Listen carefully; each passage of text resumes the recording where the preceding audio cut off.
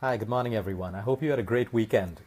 So in our last video, we spoke about hormonal imbalance being the number one root cause for many diseases and also the inability to lose weight of all those people who are exercising regularly, eating well, sleeping well, but still unable to lose weight.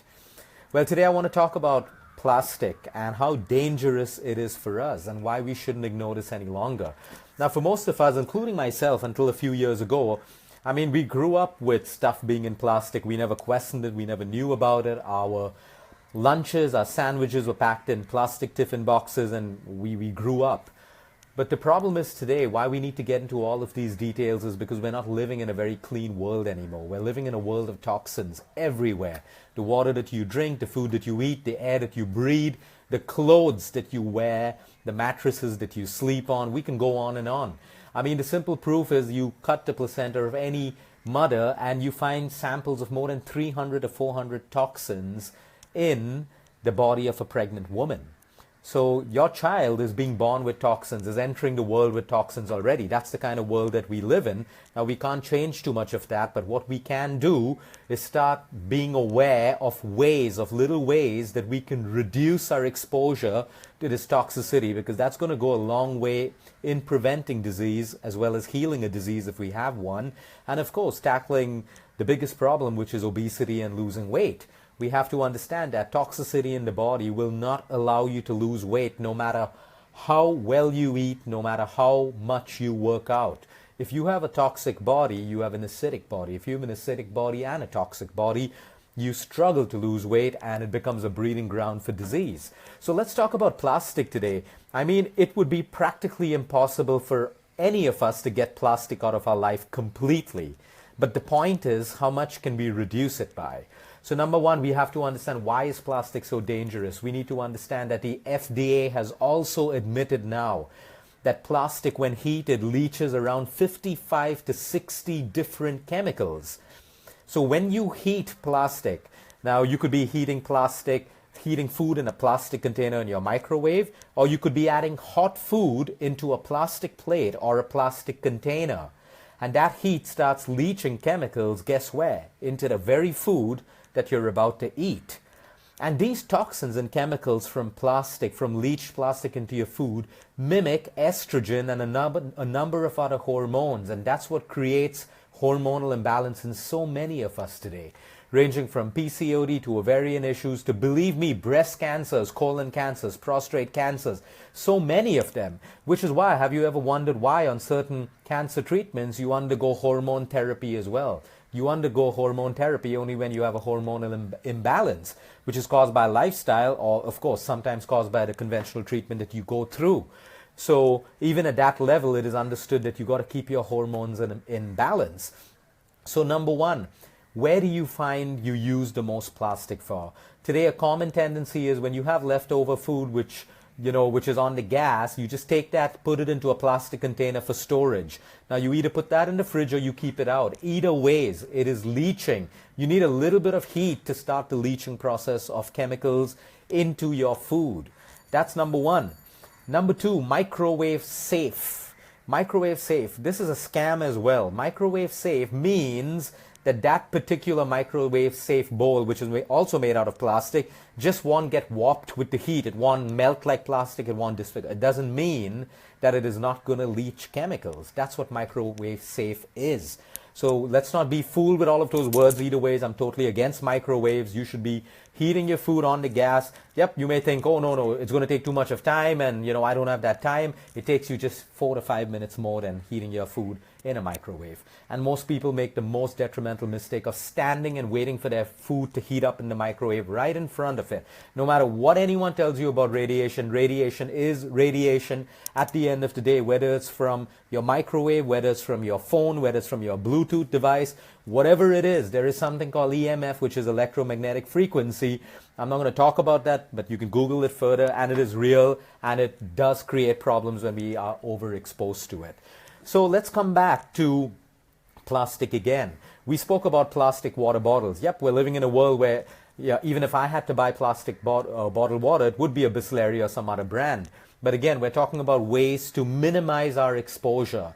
So can you transfer your water into glass bottles or stainless steel? That's number one. Or copper vessels. That's doable. It's not expensive. It's easy. And we got to make this effort if we want to reduce our exposure to plastic. Number two, start storing your food in stainless steel containers or glass containers. Now, it's really not that expensive. And if you feel it's a little bit expensive, because I'm no one to judge anyone's expenses or money, what I'm saying is it takes it simple. If it's a priority for you, you'll find a way to make it happen for you. You know, just don't drink for a week, or just don't eat outside food, which is a good thing for you. Just don't go and eat outside food for 2 weeks. You'll save enough of money, especially with all the new GST and all the taxes, to buy and replenish all of your plastic containers in the kitchen with glass or with stainless steel. Number two, I always talk about restaurant food, especially home delivery food, how one home delivery order in a week can negate all of your efforts that you've put in during the week to stay fit and healthy. Number one, why? Food. Okay, you want your food quickly. So home delivery food companies work on time. So it's straight from that pan at a high temperature into a plastic container, delivered right to your doorstep. Can you imagine the amount of toxins and chemicals that food is leached in, that chemical, that plastic container has leached into your food, and then you're sitting at home and eating that food, okay, filling your body up with toxins, negating almost all of the good efforts that you've built up in the last 2 or 3 weeks. Now, all of it is not bad, because a lot of food companies use the right grade plastic. Like, we know for sure that grade 3 and grade 7 is the worst plastic for putting heated food in. Grade 1, grade 4, grade 5 is what you should be looking at, because I'm not here to tell you to stop ordering food from outside, but what you can do is ask the restaurant what grade of plastic. They are supposed to tell you that. It's their responsibility too. So you have to ask them. And if it's a grade 3 and 7, you're better off not ordering that food. Go down to the restaurant, eat over there, let it be served in like a glass plate, hopefully, and not plastic, and eat it over there. But you do not want to have food out of a grade 3 and grade 7, which, believe me, is the cheapest plastic, and most restaurants will use that to save on cost. So saving on their cost and making food convenient for you because it gets delivered to your doorstep, okay, is robbing us of our health. So we got to be careful of that. Even at home, do not put hot food into a container immediately. Let it be stainless steel, let it be glass, or if you really, really must use plastic, let that food cool down completely. You got to remember that plastic doesn't last forever. Every time you heat it or you refrigerate it, you are causing it to disintegrate. So when you heat plastic or you cool it, you're causing leaching to happen either ways. Let's move on to the next point. Yeah, so what are some of the points that all of these estrogen-mimicking hormones and toxins from plastic cause?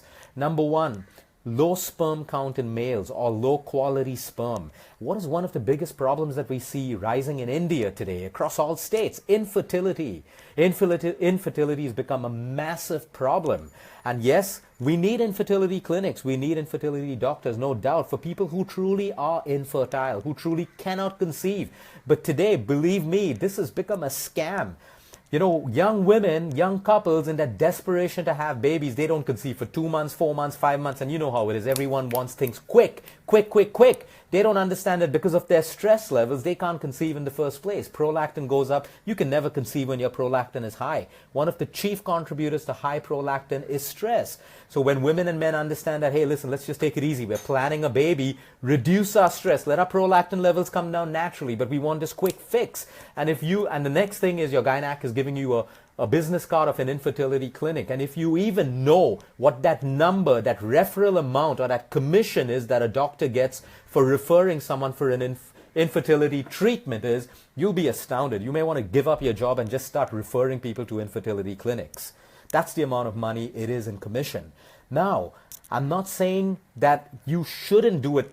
You know, you shouldn't go to an infertility clinic. You go only when you've tried everything in the right way possible. We've got so many people who fly down to Singapore who are infertile and they're given all these treatments. They come down, we change their lifestyle, we put them on the right path, the right food, stress is the main thing, and they conceive in 2 to 3 months without having to do one of those treatments. Again, another thing that we do with these patients is we minimize their exposure to toxins, especially from plastic.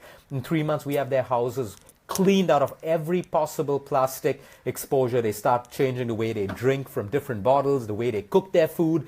And as the toxicity decreases because of minimum exposure and the very fact that we're detoxifying them through food and through their lifestyle and exercise, they just conceive. It's not magic. It's the way the human body is designed to do what it does best if we allow it to and we support it to. So that's about infertility. Let me talk about breast cancer right now. Most ER positives, again, that's estrogen dominant. That means your cancer and your tumor is fed by estrogen.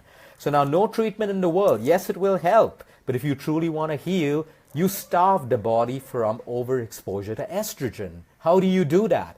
Minimum exposure to plastics, perfumes, everything we spoke about. Not being constipated, because every time you're constipated, you're backing up estrogen into your body and you're literally feeding those ER positive cells and your tumor and everything else. So yep, while we have that great medical community which is needed, we also have to understand we cannot rely on it entirely, and we have to make lifestyle changes and the way we eat, sleep, think, move, all of that parallelly, because the treatment is not looking at that part of it. You can continue beating up your body with conventional drugs and treatments and also start killing the healthy cells and the other good healthy organs, or you can choose to do the treatment and balance it out with the right nutrition, the right way of living, so that the treatment can actually work better on you and that you survive with a stronger immunity, and you make sure that that disease does not come back again in the form of any metastatic cancer. Let's talk about children. So many children today are born with allergies and skin issues and eczemas and stuff. That starts from the time the child is in your womb. If a pregnant mother is exposed to pesticides all the time through their water, through their perfumes and cosmetics and all of that stuff, that's what's going into your baby. And when your baby's born, they're eating out of plastic bowls and containers and milk bottles which are plastic. I really support glass bottles for that. BPA? No, I know you're going to ask me, what about BPA? Believe me, BPA is a scam as well. Bisphenol A is a chemical, but it's not the only chemical. So in a BPA-free bottle that you spent a little more money on, there are other chemicals like phthalates that also leach into your water and food, causing as much of damage as possible.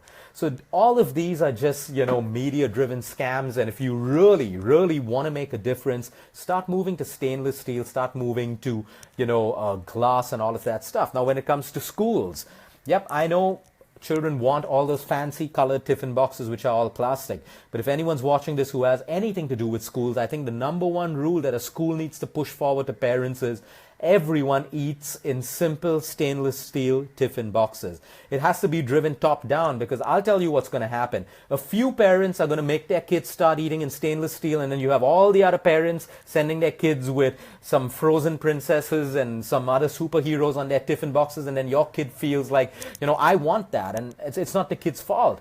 But certain rules have, certain schools have to stand up, and have the guts to drive these rules down, top down.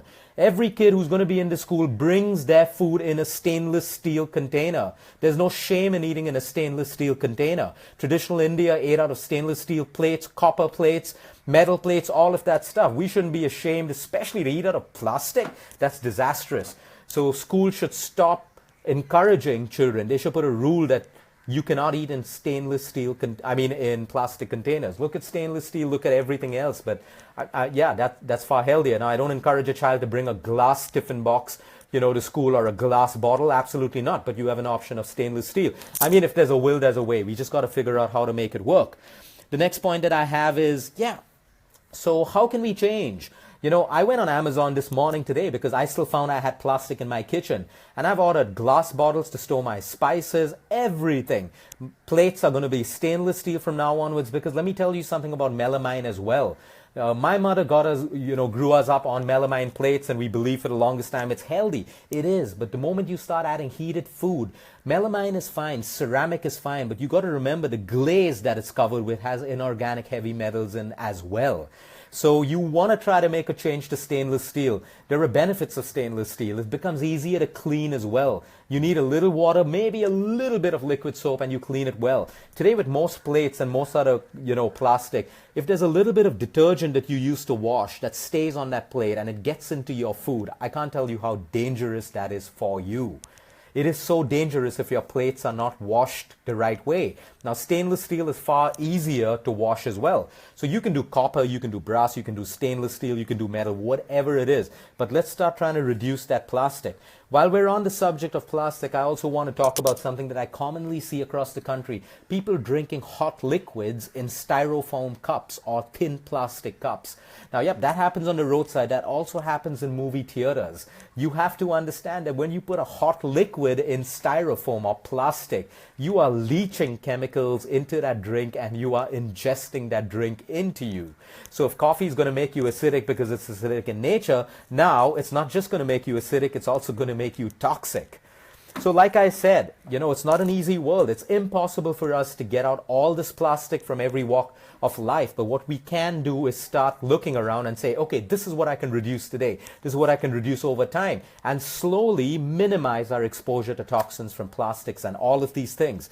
Let me have a look at my list and see if I covered everything. Yeah, I think I'm done. So it's as simple as that. Start moving back to these little simple ways of eating in the right utensils, storing food in the right way. It's going to take you a week to 10 days to make that change, but believe me, it's worth it. Yep, I have one more point. For all of my clients who suffer from cancer in Dubai, in the GCC countries, and countries where it's hot, I constantly tell them, do not leave plastic water bottles in the car, especially in a desert country where you have water in a plastic container and that temperature can reach 48 to 50 degrees Celsius in your car. It becomes like an oven. And then you open your car, you sip that water, you are just sipping in BPA and over 30 to 40 different toxins. Keep metal containers, or just don't be in the habit of keeping it. Just carry your bottle wherever you go. You get nice glass bottles with silicone plastic around, so even if it drops, mostly it doesn't break. You can look at all of those options. I mean, it's a one-time investment unless you're careless and you keep dropping and breaking your glass bottles wherever you go. These are one-time investments that you have to do. So it's usually that mentality where people will say, oh, this is going to be more expensive. Yeah, relax. It is going to be a little more expensive, but is it worth the investment or is it not worth the investment? Now, what helps you to decide that is something called wisdom. Have a great day, everyone. Have a great week ahead. Our target for this week, our challenge for this week is very, very, very simple. Okay, let's try to, over the next 6 to 7 days, minimize our exposure to plastic as much as we can. Use this Facebook page to keep sharing what you did or what you can do, because that's how we're all going to learn. All of us are learning. Every single instant of our journey in life, we're all learning. So I may look around and say, oh, I have to get rid of so much plastic in my house, and that's great. But I may learn from someone else that there's something more I can do. So we got to keep sharing, we got to keep inspiring. And so many of you message me every single day asking me for ways to help me in this journey, and I appreciate that. There's one thing I can ask all of you to do right now. If all of this inspires you and you're learning from it, just keep sharing. You never know that one person who'll take something from what you shared, make a change in their life, make a change in their health, and that's a blessing for you. Have a great week, everyone. Until next time, eat smart, move more, sleep right, and breathe deep. And thanks for all the love and all the likes.